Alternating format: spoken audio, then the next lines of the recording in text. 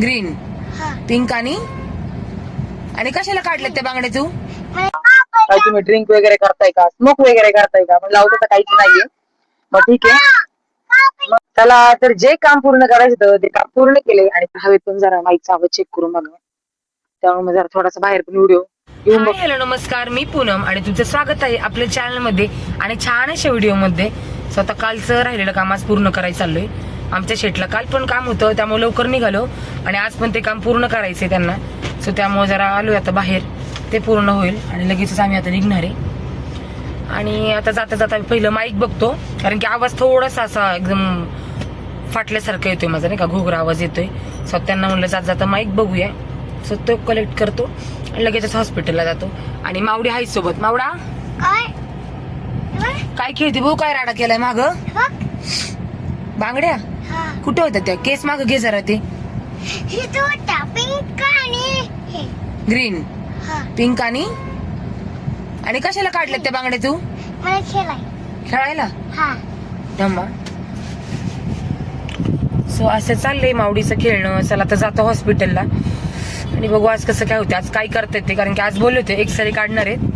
तर एक्सरे काढून काय करतायत आता बहुतेक मला वाटतं क्लीन वगैरे करतील आणि मग नेक्स्ट टाइम सिमेंट वगैरे भरतील ते. चला तर मग आता जातो. फसवलंय मला पक्क. स्वतःच काम करू सर गोड गोड बोलले, जाताना माईक घेऊ आणि आता फसवू करतात. काय हो, काय फसवलं ना? काय फसवलं? मला बोलले 2 मिनिटात काम करून आलो पटकन. चला तर जे काम पूर्ण करायचं होतं ते काम पूर्ण केले आणि त्यांनी मला माईक घेऊन दिलाय, त्यासाठी त्यांना थँक्यू. आणि आता म्हणजे मी जी पहिली क्लिप टाकन त्या क्लिपचा बिना माईकचा आवाज आहे आणि आता ह्या इथून पुढचा माईकचा आहे. सो मला कमेंट करून सांगा आवाज क्लिअर येतोय का. आता आलोय आम्ही आतमध्ये आणि बघतो आता कसं काय होते, काय आतमध्ये आत जाऊन काय करता येत. चला तर मग.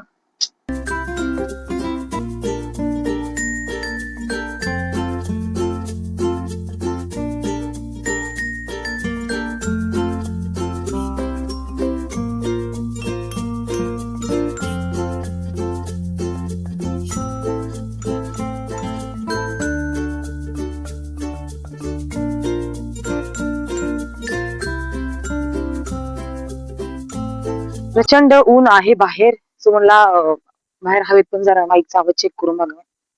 त्यामुळे मग जरा थोडासा बाहेर पण व्हिडिओ घेऊन बघते. चला आता थोडीशी धाकधूक जरा वाटते, मनात भीती, पण माईक थोडीशी हॅपी असल्यामुळे भीती पळून गेली माझी.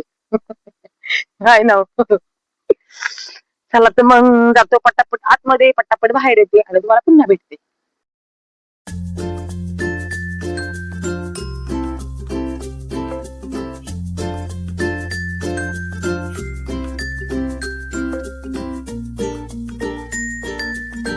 काय फिरलोय आम्ही सांगता. त्यांनी सांगितलं आम्हाला 7 नंबरच्या ओपीडी मध्ये जा. आम्ही शोधतोय सापडेनच आम्हाला. आणि नंतर मग खाली एक काकी होते, त्यांना विचारलं, म्हणलं 7 नंबरचं ओपीडी कुठे आहे? तर ते 7 नंबर नाही 8 नंबरचं आहे. चला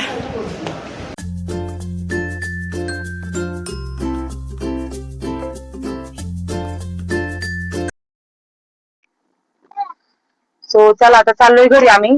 त्यांनी काय केलं, तिथे गेल्याबरोबर एक्सरे वगैरे घेतला माझा. सकाळी 2 मिनिटं बाळा. एक्सरे वगैरे घेतला आणि त्यांनी सांगितलं आम्हाला 7 नंबरच्या ओपीडी मध्ये जा. म्हणलं ठीक आहे.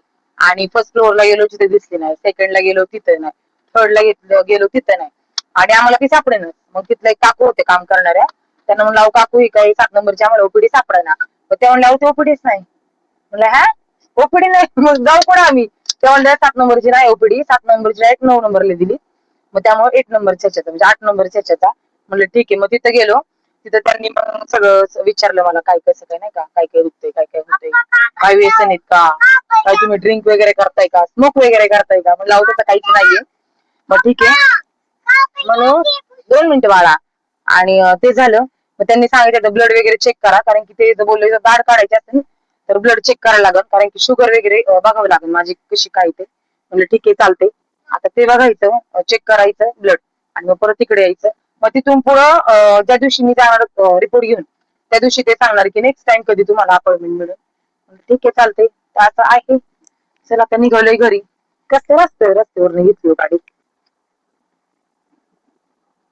असं आहे. आता जातो घरी, मस्त जेवण वगैरे करतो आणि घरी जाऊन मला बॅग पॅक करायची आहे. मी चालली आहे बाहेर कोणाच्या तरी घरी राहिला. सो चला आता ते नेक्स्ट ब्लॉग मध्ये तुम्हाला शेअर करते कोणाकडे चालली आहे मी.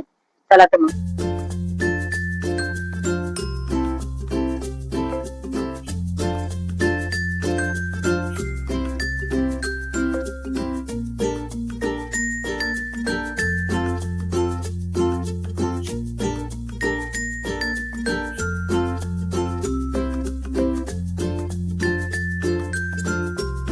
येऊन भरपूर वेळ झालाय आम्हाला. चहा वगैरे पिला आता मस्तपैकी.